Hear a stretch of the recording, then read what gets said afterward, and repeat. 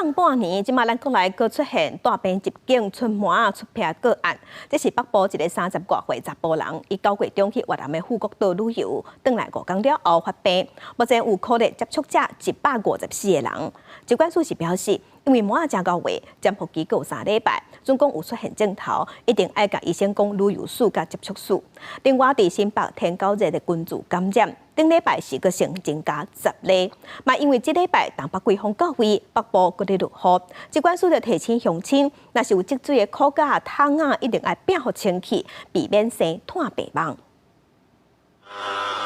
新北天9日疫情持续升温，顶礼拜一群新增加10例本土病例，个案分别是住伫新北市8例，也甲台北市2例。加进前公布群聚个案属有共一例群聚事件，拢感染天9日病毒第2型，累计这件群聚案已经有67例。疾管署表示，这礼拜东北季风带来北部大水雨，不利防治工作，请民众一定要主动清理积水容器，以免被媒网生炭。病媒蚊可能因为积水的关系而滋生，也导致这个防治工作的困难，所以特别要呼吁民众能够主动配合双北防疫单位的一些防治工作。另外，出国旅游爱说字早浪半年，国内阁出现有境外移入出票的个案，是一个北部30多岁男性，9月中去越南富国岛佚佗，回来台湾5天后开始破病，一直到9月底身体开始出票，第4届就医才确诊。目前掌握到接触的人154人，会监测到10月17。疾管署特别提醒，因为出片潜伏期上长会达到3礼拜，